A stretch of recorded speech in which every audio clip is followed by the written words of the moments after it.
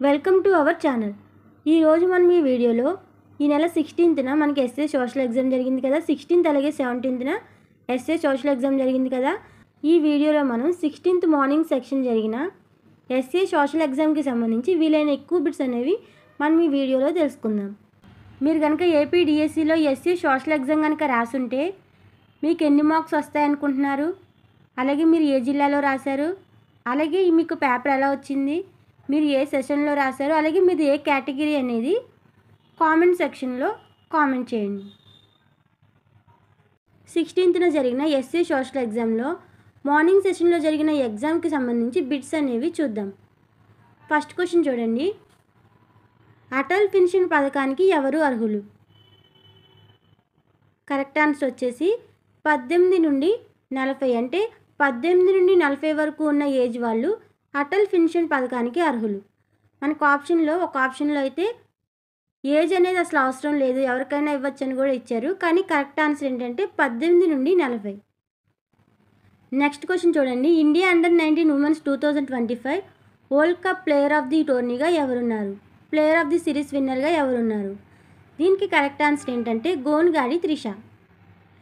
Next వచ్చేసి 2002, 2013, 2025 champion trophy విజేత. దీనికి కరెక్ట్ ఆన్సర్ ఏంటంటే ఇండియా. మీకు గుర్తుంటే కదా మీరు ఏ ఆన్సర్ పెట్టారనేది. కాబట్టి మీరు ఒక పేపర్లో నేను ఎన్ని ఆన్సర్స్ రైట్ చేశాను అనేది మీరు ఒకసారి టిక్ చేసుకోండి. ఎందుకంటే ఇందులో ఆల్మోస్ట్ అన్ని క్వశ్చన్స్ నేను చెప్తాను, అవి ఏంటి అనేది మీరు ఎక్కడ మిస్టేక్ చేశారనేది మీరు ఒకసారి నోట్ చేసుకోండి. నెక్స్ట్ క్వశ్చన్ ఏంటంటే జనసాంద్రత ఎక్కువ తక్కువ. దీనికి సంబంధించి ఒక మ్యాచింగ్ అడిగారు. మరి జనసాంద్రత ఎక్కువ బీహార్లో ఉంది, తక్కువ అయితే అరుణాచల్ ప్రదేశ్లో ఉంది. కాబట్టి దీనికి సంబంధించి మీరు కరెక్ట్గా పెట్టుంటే మీరు ఒక మార్క్ని యాడ్ చేసుకోండి. నెక్స్ట్ అక్షరాస్యత తక్కువ ఎక్కువ అని ఇంకొక మ్యాచింగ్ అడిగారు. మరి అక్షరాస్యత తక్కువ అనేది హర్యానాలో, ఎక్కువ అనేది కేరళ. నెక్స్ట్ వచ్చేసి లోక్సభ స్పీకర్గా ఉండి ఏకగ్రీవంగా ఎన్నికైన రాష్ట్రపతి. దీనికి కరెక్ట్ ఆన్సర్ ఏంటంటే నీలం సంజీవ రెడ్డి. నెక్స్ట్ ఏంటంటే ప్రధానమంత్రుల వరుస క్రమం ఇచ్చారు. మరి వరుస క్రమంలో ఎవరైతే ఫస్ట్ ఇందిరాగాంధీ, తర్వాత మొరార్జీ దేశాయ్, తర్వాత చరణ్ సింగ్ అనే వరుస క్రమం పెట్టారో అది కరెక్ట్ ఆన్సర్ అవుతుంది. నెక్స్ట్ వచ్చేసి లోక్సభ ఏర్పడిన సంవత్సరం. దీనికి కరెక్ట్ ఆన్సర్ ఏంటంటే 1952. నెక్స్ట్ వచ్చేసి మాంచెస్టర్ ఆఫ్ ఇండియా. దీనికి ఒక 4 ఆప్షన్స్ ఇచ్చారు. అందుట్లో ముంబై, అహ్మదాబాద్ ఇలాగా రకరకాల ఆప్షన్స్ ఇచ్చారు. కాబట్టి దీనికి కరెక్ట్ ఆన్సర్ ఏంటంటే అహ్మదాబాద్. నెక్స్ట్ వచ్చేసి Bharat Ratna MS Subbalakshmi, Ramon Magsaysay, ASHA Bhonsle, Sarojini Naidu, Padma Vibhushan, ఇట్లా వీళ్ళందరినీ కలిపి ఒకే క్వశ్చన్లో ఇచ్చారు. ఇచ్చి మ్యాచింగ్ చేయమన్నారు. అంటే ఎవరికి సంబంధించింది, అంటే భారతరత్న వీళ్ళకి వచ్చిందా లేదా అనేది మనకు ఒక ఐడియా ఉంటే మనకి ఆ ఆప్షన్ అనేది కరెక్ట్ అవుతుంది. కాబట్టి దీనికి సంబంధించిన ఒక క్వశ్చన్ ఇచ్చారు. కాబట్టి భారతరత్న అయితే ఎంఎస్ సుబ్బలక్ష్మి గారికి వచ్చింది. కాబట్టి దీనికి సంబంధించి ఎవరైనా కరెక్ట్ పెడితే అది కరెక్ట్ ఆన్సర్ అవుతుంది.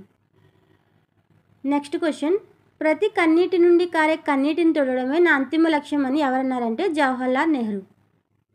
నెక్స్ట్ క్వశ్చన్ ఏంటంటే సెంట్రల్ ఎలక్షన్ కమిషనర్లకు సంబంధించి ఒక వరుస క్రమం అడిగారు. మరి వరుస క్రమం అనేది కొంచెం కన్ఫ్యూజన్గా ఉంది. కాబట్టి క్వశ్చన్ అయితే సెంట్రల్ ఎలక్షన్ కమిషనర్లకు సంబంధించి ఒక వరుస క్రమం. నెక్స్ట్ క్వశ్చన్ వచ్చేసి సూర్యుడి నుండి పరిభ్రమణ కాలం 11 సంవత్సరాల 11 నెలలు కాలం గల గ్రహం ఏది? దీనికి కరెక్ట్ ఆన్సర్ ఏంటంటే బృహస్పతి. నెక్స్ట్ వచ్చేసి సర్దార్ వల్లభాయ్ పటేల్ గారు ఎందులో ప్రసిద్ధి అని మనకు ఒక 4 ఆప్షన్స్ ఇచ్చారు. అందుట్లో మనకు కరెక్ట్ ఆన్సర్ ఏంటంటే సంస్థానాల విలీనం.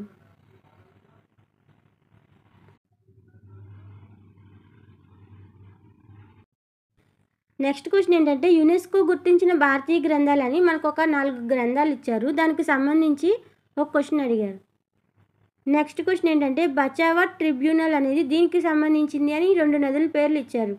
మరి అందుట్లో మరి కరెక్ట్ ఆన్సర్ ఏంటంటే గోదావరి, కృష్ణ. మనకి 17th క్వశ్చన్ అనేది గుర్తులేదు. 18th క్వశ్చన్ అనేది అగ్నిపర్వతాలకు సంబంధించి ఇచ్చారు, మ్యాచింగ్ ఇచ్చారు. దీంట్లో మనం ఒకటి గుర్తించినా చాలు, కిలిమంజారో టాంజానియా. టాంజానియా కిలిమంజారోలో ఉందని తెలిస్తే మనం ఖచ్చితంగా కరెక్ట్ ఆన్సర్ పెట్టే విధంగా ఒక క్వశ్చన్ అనేది ఇచ్చారు. కాబట్టి అగ్నిపర్వతాల పేర్లు ఇచ్చి మనకి మ్యాచింగ్ అడిగారు. నెక్స్ట్ క్వశ్చన్ ఏంటంటే భారతదేశ జనాభా 1000 మిలియన్లు దాటిన సంవత్సరం. 1000 మిలియన్లన్నా 100 కోట్లన్నా ఒకటే కదా. సో 1000 మిలియన్లు దాటిన సంవత్సరం 2001. నెక్స్ట్ క్వశ్చన్ కూడా కొంచెం గుర్తులేదు. 1990-97 కాలంలో యుద్ధంలో మరణించిన వారి సంఖ్య లేదా శాతం అనేది అడిగారు.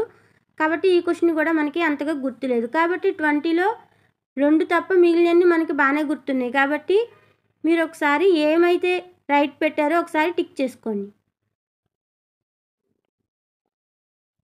నెక్స్ట్ పర్స్పెక్టివ్ ఎడ్యుకేషన్కి సంబంధించిన క్వశ్చన్స్ అన్నీ చూద్దాం. వయోజన విద్యా ఉద్దేశాలు అని చెప్పేసి మనకు ఒక 3 స్టేట్మెంట్స్ ఇచ్చారు.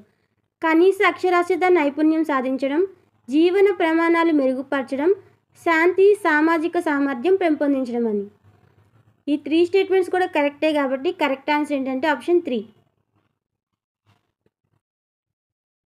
నెక్స్ట్ క్వశ్చన్ ఏంటంటే క్రింది వాటిలో జతపరచండి అని చెప్పేసి మనకి ఆగమన పద్ధతి, నిగమన పద్ధతి అని చెప్పేసి ప్లేటో, అరిస్టాటిల్ ఇచ్చి, క్రీడా పద్ధతి ప్రోబెల్, విద్యార్థి కేంద్రీకృత పాఠశాల పెస్టాలజీ అని చెప్పేసి మనకు ఒక మ్యాచింగ్ ఇచ్చారు.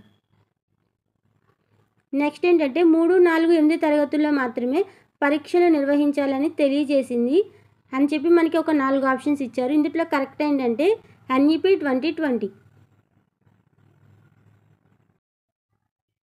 నెక్స్ట్ క్వశ్చన్ ఏంటంటే విశ్వ మానవ హక్కులకు సంబంధించి ఆర్టికల్ 26 దీనిని తెలుపుతుంది. కరెక్ట్ ఆన్సర్ ఇస్ విద్యా హక్కు. ఆర్టికల్ 26 అనేది మానవ హక్కుల్లో భాగంగా దేని తెలుపుతుంది? విద్యా హక్కును తెలుపుతుంది. నెక్స్ట్ క్వశ్చన్ 1997లో NCERT రూపొందించిన ఉపాధ్యాయ వృత్తి ప్రవర్తన నియమావళి దీనికి సంబంధించి నియమాల సంఖ్య అడిగారు. నియమాల సంఖ్య 30. ఎవరైతే 30 పెట్టారో కరెక్ట్ ఆన్సర్. నెక్స్ట్ క్వశ్చన్ 1192లో మక్తబ్ను స్థాపించింది. ఆన్సర్ ఏంటంటే మహమ్మద్ గోరి. నెక్స్ట్ క్వశ్చన్ NCF 2005 ప్రకారం ఉపాధ్యాయుడు ఒక సౌకర్యకర్త. నెక్స్ట్ ఇన్స్పైర్ స్కాలర్షిప్కి సంబంధించి ఒక క్వశ్చన్ అడిగారు. దీనికి కరెక్ట్ ఆన్సర్ ఏంటంటే షీ, అంటే హయ్యర్ ఎడ్యుకేషన్కి స్కాలర్షిప్ అనేది కరెక్ట్ ఆన్సర్. నెక్స్ట్ NCPCR మహిళా అధ్యక్షురాలు. దీనికి జవాబు శాంతా సిన్హా.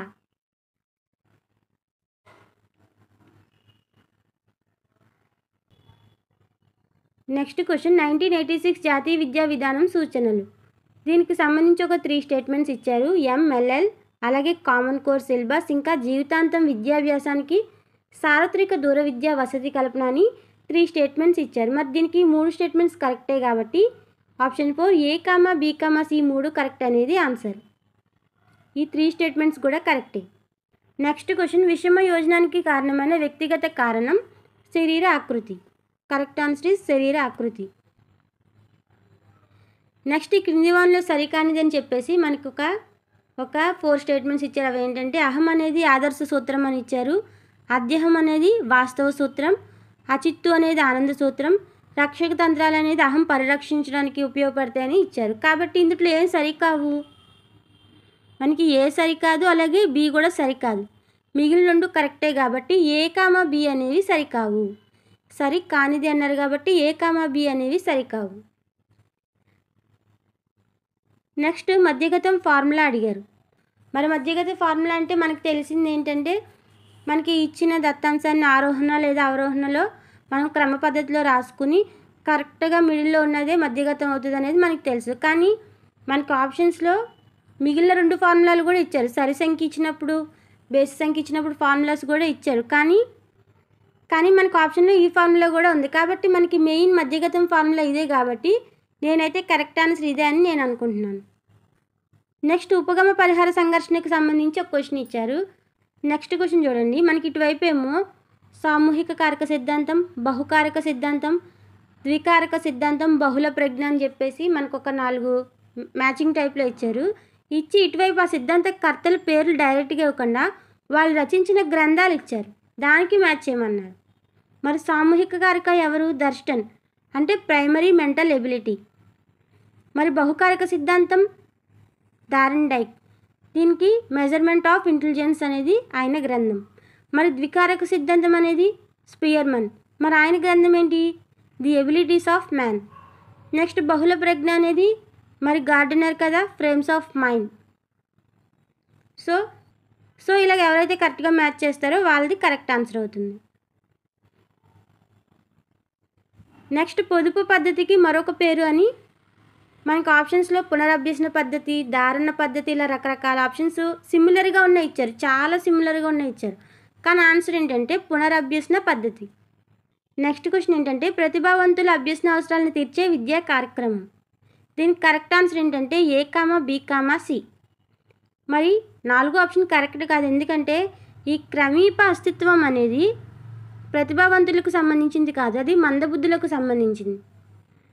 కాబట్టి ఫస్ట్ 3 అనేది కరెక్ట్. నెక్స్ట్ క్వశ్చన్ చూడండి. ఈ క్రింది వానిలో సరి కానిది అని మనకు ఒక 3 ఆప్షన్స్ ఇచ్చారు. ది పింటర్ ప్యాటర్సన్ టెస్ట్, ఇది ప్రజ్ఞకు సంబంధించింది కాబట్టి కరెక్టే. నెక్స్ట్ మెట్రోపాలిటన్ రెడీనెస్ టెస్ట్ అనేది అభిరుచికి సంబంధించింది కాదు. మరి సృజనాత్మకత గెట్జెల్ టెస్ట్ అనేది సృజనాత్మకకు సంబంధించిందే కదా, మరి సరికానిది ఏది? B అనేది సరికాదు.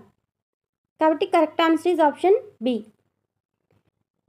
నెక్స్ట్ పియాజే సంజ్ఞానాత్మక సిద్ధాంతానికి సంబంధించి ఒక క్వశ్చన్ అడిగారు. కన్జర్వేషన్ అనేది ఈ దశకు సంబంధించింది అని అడిగారు. మరి ఏ దశకు సంబంధించింది? పూర్వ భావనాత్మక దశకు సంబంధించింది కాబట్టి కరెక్ట్ ఆన్సర్ ఏంటంటే పూర్వ భావనాత్మక దశ. నెక్స్ట్ సూత్రాన్ని అవగాహన చేసుకోవడం అనేది ఏ దశ అని అడిగారు. అమూర్త ప్రచాలక దశ, దీన్నే నియత ప్రచాలక దశ అని కూడా అంటారు. సో సూత్రాన్ని అవగాహన చేసుకోవడం అనేది అమూర్త ప్రచాలక దశ. ఫస్ట్ మనం జీకే బిట్స్ తెలుసుకున్నాం, తర్వాత పర్స్పెక్టివ్ ఎడ్యుకేషన్లో ఉన్న మొత్తం క్వశ్చన్స్ అన్నీ తెలుసుకున్నాం. ఇప్పుడు సైకాలజీ కూడా మొత్తం సైకాలజీలో ఏం క్వశ్చన్స్ ఇచ్చారనేది కూడా తెలుసుకున్నాం. ఇప్పుడు సోషల్ కంటెంట్ బిట్స్ ఏమి ఇచ్చారో చూద్దాం. నెక్స్ట్ సోషల్ కంటెంట్లో భాగంగా 0 అవర్ అంటే ఏంటి అని అడిగారు. నెక్స్ట్ రాజ్యాంగంలో ఎవరి పదవీ కాలం పేర్కొనలేదు అని అడిగారు. ఇలా 4 ఆప్షన్స్ ఇచ్చారు. గవర్నర్, ప్రధానమంత్రి, రాష్ట్రపతి, అటార్నీ జనరల్. మరి ఎవరి పదవీ కాలం పేర్కొనలేదు అంటే option 4 attorney general. Next question మౌర్యుల కాలం నాటి గ్రంథం కానిది. విశాఖదత్తుడి ముద్రారాక్షసం, అశ్వఘోషుడి బుద్ధ చరితం, చాణక్యుడి అర్థశాస్త్రం, బుద్ధుని జాతక కథలు. వీటిలో మౌర్యుల కాలం నాటి గ్రంథం కానిది అని అడిగారు. మరి విశాఖదత్తుడి ముద్రారాక్షసం అనేది మౌర్యుల కాలం నాటిదే కాబట్టి ఇది కరెక్ట్ ఆన్సరే. మరి అశ్వఘోషుడు బుద్ధ చరిత్రం అనేది దీనికి సంబంధించింది కాదు, ఇది రాంగ్ అయ్యే అవకాశం ఉంది. మరి చాణక్యుడి అర్థశాస్త్రం అనేది కొంచెం లైట్గా మౌర్యుల కాలానికి సంబంధించింది కాబట్టి ఇది కూడా కరెక్టే. మరి బుద్ధుని జాతక కథలు అనేవి మరి ఇవి కూడా మౌర్యుల కాలం నాటికి కొంచెం సంబంధం లేనివి, కానీ ఈ రెండిట్లో ఏది కరెక్ట్ ఆన్సర్ అనేది తెలియదు. నెక్స్ట్ ఈ క్రింది వానిలో సరికాని జత. అందులో ఫస్ట్ వచ్చేసి గుణార్జుడు గాథా సప్తశతి అని ఇచ్చారు. తర్వాత దండి దశకుమార చరిత్ర అని ఇచ్చారు. నెక్స్ట్ భారవి కిరాతార్జున్య అని ఇచ్చారు. తర్వాత మహేంద్ర వర్మ మత్త విలాస ప్రహాసనాన్ని ఇచ్చారు. మరి ఇన్నిట్లో ఏది సరికాని జత అంటే మరి గాథా సప్తశతి అనేది హాలుడు రచించాడు. మరి గాథా సప్తశతి అనేది హాలుడికి సంబంధించింది కాబట్టి ఇదే సరికాని జత, మిగిలినవన్నీ కరెక్టే. నెక్స్ట్ క్వశ్చన్ చూడండి. భూ సరిహద్దులను తెలుపు పటాలు. మరి భూ సరిహద్దులను తెలుపు పటాలు ఏ పటాలు? రాజకీయ పటాలు. నెక్స్ట్ అర్ధచంద్రాకార ఇసుక దిబ్బలు అని అడిగారు. దీనికి కరెక్ట్ ఆన్సర్ వచ్చేసి బార్కాన్స్. నెక్స్ట్ చర్మకారుల అభివృద్ధికి దోహదపడిన ఉద్యమం అని అడిగారు. అంటే ఆప్షన్స్ అనేవి మనకి తెలియదు కాబట్టి, ఆప్షన్స్ మనకు గుర్తులేవు కాబట్టి మనం చెప్పలేం. నెక్స్ట్ క్వశ్చన్ వచ్చేసి గాసన్ ప్రథమ సూత్రం. గాసన్ ప్రథమ సూత్రం ఏంటి? క్షీరోపాంత ప్రయోజన సూత్రం. నెక్స్ట్ బుగ్యాల్ అనేది ఇది ఒక ఎత్తైన పర్వత ప్రాంత గడ్డి భూములు. నెక్స్ట్ ద్రవ్యానికి సంబంధించి వరుస క్రమం అడిగారు. వస్తురూప ద్రవ్యం, లోహ ద్రవ్యం, కాగితపు ద్రవ్యం, పరపతి ద్రవ్యం, సమీప ద్రవ్యం. ఇలా అన్ని ఆప్షన్స్ కూడా ఇంచుమించు ఒకే విధంగా ఉండేలాగా మనకి ఒక వరుస క్రమం, ద్రవ్యానికి సంబంధించి వరుస క్రమం అనేది అడిగారు. నెక్స్ట్ మండల్ కమిషన్ సిఫార్సులను అమలు చేసిన ప్రధానమంత్రి. మరి మండల్ కమిషన్ సిఫార్సును అమలు చేసిన ప్రధానమంత్రి ఎవరు? విపి సింగ్. అభివృద్ధి పరిచింది అయితే పివి నరసింహారావు. నెక్స్ట్ చిహల్గని వ్యవస్థ. ఈ చిహల్గని వ్యవస్థ ఎవరికి సంబంధించింది అని అడిగారు. ఇల్టుట్మిష్. నెక్స్ట్ గ్రామీణ విద్యుద్దీకరణకు సంబంధించి ఒక ఇయర్ ఇచ్చి దానికి సంబంధించి నెంబర్స్ అడిగారు కాబట్టి ఇది మనకి గుర్తుండే అవకాశం లేదు. నెక్స్ట్ అంబేద్కర్ ప్రకారం ఏ హక్కు గుండె మరియు ఆత్మ వంటిది అని అడిగారు. కరెక్ట్ ఆన్సర్ ఏంటంటే రాజ్యాంగ పరిహారపు హక్కు.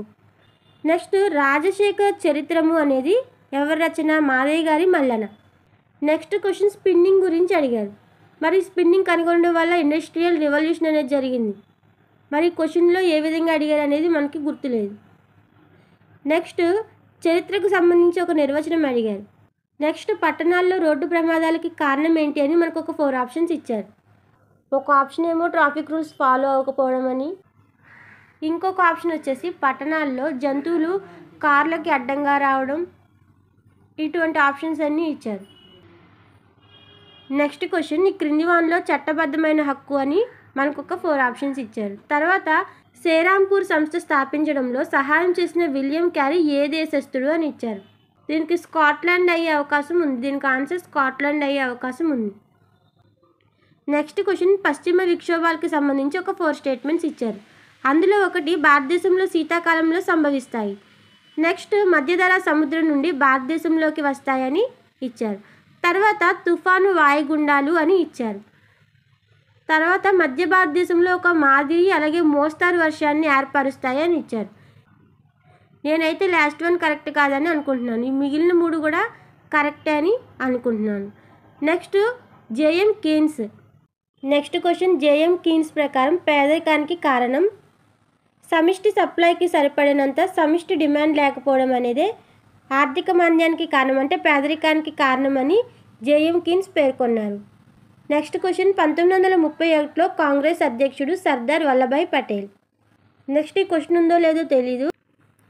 నెక్స్ట్ క్వశ్చన్ దాదాబాయి నౌరోజీకి చెందని అంశం. ఈ దాదాబాయి నౌరోజీకి చెందని అంశం అని చెప్పి మనకి ఫస్ట్ ఆప్షన్ వచ్చేసి ముస్లిం కుటుంబంలో పుట్టారని, అలాగే ఇన్ని grand old man of India అంటారని, అలాగే ఇంకొక స్టేట్మెంట్ కూడా ఇచ్చారు. మరి ఇన్ని ముస్లిం కుటుంబంలో పుట్టలేదు కాబట్టి ఇది కరెక్ట్ అయ్యే అవకాశం లేదు. నెక్స్ట్ క్వశ్చన్ 1971లో జనతా ప్రభుత్వం ఇచ్చిన నినాదం. దీనికి ఆన్సర్ ఏంటంటే ప్రజాస్వామ్యం కాపాడండి.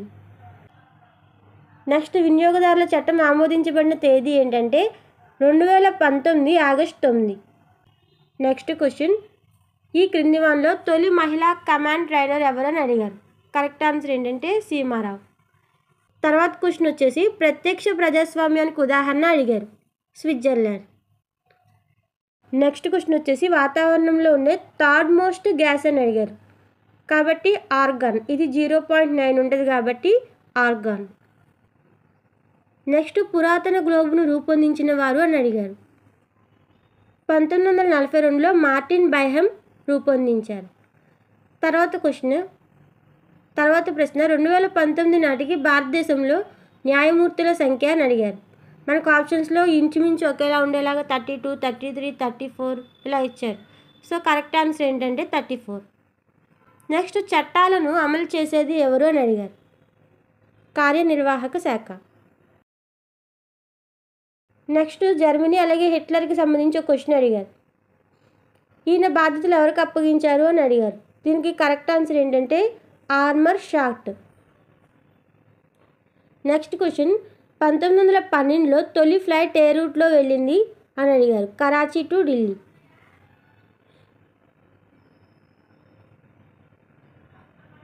నెక్స్ట్ ప్రైమ్ మినిస్టర్గా ఇందిరాగాంధీ గారు ఉన్న సమయంలో విడుదలైన స్టాంప్ ఏంటి అని అడిగారు. అది గోధుమ విప్లవం. నెక్స్ట్ వార్తాపత్రికలు ఏ జాబితాలోకి వస్తాయని అడిగారు. ఉమ్మడి జాబితా. తర్వాత సింధు నాగరికత పట్టణ నిర్మాణం ఎలా ఉండేది అని అడిగారు. గ్రిడ్ వ్యవస్థ. మనకి ఆప్షన్స్లో గ్రిడ్ వ్యవస్థ, త్రిభుజాకార వ్యవస్థ అని ఇంచుమించు ఒకేలా ఉండేది ఇచ్చారు కాబట్టి గ్రిడ్ వ్యవస్థ అనేది కరెక్ట్ ఆన్సర్. నెక్స్ట్ సింధు నాగరికతలో యజ్ఞవాటికలు బయటపడిన ప్రదేశం ఏంటి అని మనకి ఆప్షన్స్లో మొహంజదారో, హరప్ప అలాగే కాళీబంగన్ ఇలా ఇచ్చారు. దీనికి కాళీబంగన్ అనేది కరెక్ట్ ఆన్సర్ అయ్యే అవకాశం ఉంది. నెక్స్ట్ పత్రికలు, ఒకవైపు పత్రికలు ఇచ్చేసి పేర్లు, ఇటువైపు దాన్ని ఎస్టాబ్లిష్ చేసింది ఎవరు అని అడిగారు. మరి యంగ్ ఇండియా ఇచ్చారు, ఆంధ్రపత్రిక, ది హిందూ, ఇలాగ పత్రికలు అనేవి ఇటువైపు ఇచ్చారు. మరి యంగ్ ఇండియా అనేది దీన్ని ఎస్టాబ్లిష్ చేసింది అయితే లాలా లజపతి రాయ్. మరి దీనికి ఎడిటర్ వచ్చేసి మహాత్మా గాంధీ. నెక్స్ట్ క్వశ్చన్, గేయాలు ఇచ్చి కవుల గురించి ఒక క్వశ్చన్ అడిగారు. నెక్స్ట్ క్వశ్చన్, ఆత్మ ప్రకృతి రహస్యాల గురించి చెప్పింది ఉపనిషత్తులు. నెక్స్ట్ క్వశ్చన్, సమాజంలో వర్గవాదాన్ని వ్యతిరేకించింది ఎవరు అని అడిగారు. రామానందుడు. నెక్స్ట్, రామానుజాచార్యులు వారు బ్రహ్మసూత్రాలను ఈ పేరుతో వ్యాఖ్యానించారు. శ్రీభాష్యం. నెక్స్ట్ క్వశ్చన్, కబీర్ చిన్నతనంలో నీరు అనే వారి వద్ద పెరిగాడు. అయితే నీరు అనేది ఒక చేనేతకారుడు. తర్వాత మత్స్య మహాజనపదంలోని అతిపెద్ద నగరం అడిగారు. విరాట నగరం. నెక్స్ట్ క్వశ్చన్, ఒకరు ఒక ఫ్యాక్టరీని పెట్టడానికి కావలసిన ముడి సరుకులు కొనడానికి జీతాలు చెల్లించటకు మూలధనాన్ని వెచ్చించిన దీన్ని ఏమంటారు అని అడిగారు. నిర్వాహక పెట్టుబడి. తర్వాత క్వశ్చన్ ఏమి అడిగారంటే, భారతదేశం నుండి వెళ్తున్నప్పుడు ఈ ఉత్తర అక్షాంశం నుండి భూభాగం తగ్గిపోతుంది అని ఒక క్వశ్చన్ అడిగారు. 2025 time magazine women of the year అని కూడా అడిగారు. దీనికి కరెక్ట్ ఆన్సర్ ఏంటంటే పూర్ణిమాదేవి. Next methodology. మెథడాలజీకి సంబంధించి ఏ క్వశ్చన్స్ అడిగారంటే నిర్మాణాత్మక మూల్యాంకనం. నిర్మాణాత్మక మూల్యాంకనానికి సంబంధించి కవర్ అయ్యే విధంగా, ఈ టాపిక్ కవర్ అయ్యే విధంగా ఒక 2-3 క్వశ్చన్స్ ఇచ్చారు. తర్వాత మానసిక చలనాత్మక రంగానికి చందనిధి అని అడిగారు. మరి చందనిధి అంటే మరి మానసిక చలనాత్మక రంగంలోకి ఏమేమి వస్తాయో మనకు తెలిస్తే చందనిధి ఏదో మనకి తెలుస్తుంది. నెక్స్ట్ క్వశ్చన్, ఈ క్రింది వాటిలో వేటి సిఫార్సుల మేరకు పాఠ్యపుస్తకాలను తయారు చేశారని అడిగారు. అంటే మన నూతన పుస్తకాలు, పాఠ్యపుస్తకాలు వీటి సిఫార్సుల మేరకు తయారు చేశారని అడిగారు. మనకి ఎన్సిఎఫ్ 2005, ఆర్టీఈ 2009, ఏపీఎస్సిఎఫ్ 2011 ఈ 3 కూడా ఇచ్చి ఏబీ కరెక్టా, బీసీ కరెక్టా, ఏబీసీ కరెక్టా ఈ విధంగా అడిగారు. మరి 3 కూడా కరెక్టే. మరి 3 కూడా సిఫార్సులు చేయడం వల్ల నూతన పాఠ్యపుస్తకాలు ఈ 3 ఆధారంగానే తయారు చేశారు కాబట్టి 3 కూడా కరెక్టే. ఏబీసీ 3 కరెక్టే. నెక్స్ట్ క్రీడా పద్ధతికి సంబంధించి ఒక క్వశ్చన్ అడిగారు. నెక్స్ట్ సోషల్ మెథడాలజీకి సంబంధించి 2 నిర్వచనాలు అడిగారు. ఒకటేమో సమస్యకు సంబంధించి సమస్య అనే వర్డ్ వచ్చే విధంగా ఒక నిర్వచనం అడిగారు. మరి ఓటమి అనే వర్డ్ వచ్చే విధంగా ఒక క్వశ్చన్ అడిగారు. ఓటమి అనగానే మనకి ఐన్స్టీన్ గుర్తు రావాలి కాబట్టి ఓటమి ఐన్స్టీన్. కాబట్టి ఎవరైతే ఐన్స్టీన్ పెట్టారో అది కరెక్ట్ ఆన్సర్. ఓటమి అనే నిర్వచనంలో మీరు ఐన్స్టీన్ అని ఎవరైతే కరెక్ట్ ఆన్సర్ పెట్టారో అది కరెక్ట్ ఆన్సర్. నెక్స్ట్ వైకల్యం ఏర్పడటకు కారణాలని మనకు ఒక 4 ఆప్షన్స్ ఇచ్చారు. తర్వాత సమస్య పరిష్కార పద్ధతిని ప్రవేశపెట్టింది ఎవరు అని అడిగారు. తర్వాత హస్తలాఘవం, అనుకరణ వీటికి సంబంధించి ఒక క్వశ్చన్ అడిగారు. తర్వాత నిర్మాణాత్మక మూల్యాంకనానికి ఎంత శాతం మార్కులు కేటాయించారని అడిగారు. తర్వాత విద్యా ప్రణాళిక నిర్మాణ సూత్రాల్లో లేనిది విద్యా ప్రణాళిక నిర్మాణ పద్ధతుల గురించి ఒక క్వశ్చన్ అడిగారు. విద్యా ప్రణాళిక నిర్మాణ సూత్రాల్లో శిశు కేంద్రీకృత, సృజనాత్మకత, సమాజ కేంద్రీకృత, ఉపయోగిత, విరామకాల సద్వినియోగ సూత్రం, జీవిత కేంద్రీకృత, కృత్య కేంద్రీకృత, సరళత, పరిరక్షణ సూత్రం, సమగ్ర అనుభవాల సూత్రం, సమైక్యతా సూత్రం, సమతౌల్యతా సూత్రం, సమగ్ర వ్యక్తిత్వ వికాస సూత్రం, ఇంకా పరిణామక్రమ ఆధారిత సూత్రం ఇవన్నీ కూడా నిర్మాణ సూత్రాలు. మరి మనకు ఆప్షన్స్లో ఇందులో ఒకటి లేనిది ఇచ్చారు కాబట్టి ఆ లేనిది ఏదనేది మనం ఐడెంటిఫై చేస్తే అది కరెక్ట్ ఆన్సర్. ఈ విద్యా ప్రణాళిక నిర్మాణ పద్ధతులు ఉన్నాయి కదా, మనోవైజ్ఞానిక, తార్కిక, ఏకకేంద్ర, వర్తులాకార, కాలానుగుణ, సహసంబంధ, శీర్షిక, సహసంబంధ వీటికి సంబంధించి కూడా కానిదేది అని అడిగారు. కాబట్టి ఉన్నవేవో తెలుసుకుంటే కానిదేదో మనం ఐడెంటిఫై చేయగలం. నెక్స్ట్ క్వశ్చన్, తూర్పున ప్రయాణించి బంగాళాఖాతంలో కలిసే నదులకు, పశ్చిమాన ప్రయాణించి అరేబియాలో కలిసే నదుల మధ్య ప్రధాన జల విభాజిత క్షేత్రం అని అడిగారు. దీనికి కరెక్ట్ ఆన్సర్ ఏంటంటే పశ్చిమ కనుమలు. పశ్చిమ కనుమలు అనేది కరెక్ట్ ఆన్సర్. తర్వాత ఫ్రాన్స్లోని ప్రత్యక్షంగా చెల్లించే పన్ను పేరు టెయిలీ. టెయిలీ అనేది ఆన్సర్. తర్వాత ప్రకృతే పాఠశాల అని చెప్పిన వారు ఎవరని అడిగారు. తర్వాత ఆంధ్రప్రదేశ్ కొండలకు చందనిధి అని అడిగారు. తర్వాత ఏప్రిల్ సిద్ధాంతాలతో సంబంధం ఉన్న వ్యక్తి ఎవరు అని అడిగారు, లెనిన్. నెక్స్ట్ క్వశ్చన్, 1906లో the imperial forest research institute ఇక్కడ స్థాపించారు. కరెక్ట్ ఆన్సర్ ఏంటంటే డెహ్రాడూన్లో స్థాపించారు. నెక్స్ట్, గవర్నర్కి సంబంధించి సరికానిది ఏది అని అడిగారు. మరి దీంట్లో ఒక 3 స్టేట్మెంట్స్. ఆర్టికల్ 158 క్లోజ్ 3 ప్రకారం 2 లేక 3 రాష్ట్రాలకి ఒకేసారి ఒకే గవర్నర్ ఉండవచ్చు. ఇది కరెక్టే. మరి గవర్నర్ పదవీ కాలం 5 సంవత్సరాలు. ఇది కూడా కరెక్టే. మరి గవర్నర్ని ప్రధానమంత్రి నియమిస్తారా? కాదు. గవర్నర్ని ప్రధానమంత్రి సలహాతో రాష్ట్రపతి నియమిస్తారు కాబట్టి ఇది కరెక్ట్ కాదు. కాబట్టి సి అనేది సరికాదు. నెక్స్ట్, మృత్తికా క్రమక్షయం. సో ఇక్కడితో 107 క్వశ్చన్స్ మనం తెలుసుకున్నాం. ఇప్పటి వరకు మనం 16th మార్నింగ్ సెక్షన్ జరిగిన సోషల్ ఎగ్జామ్కి సంబంధించి ఒక 107 బిట్స్ అనేవి తెలుసుకున్నాం.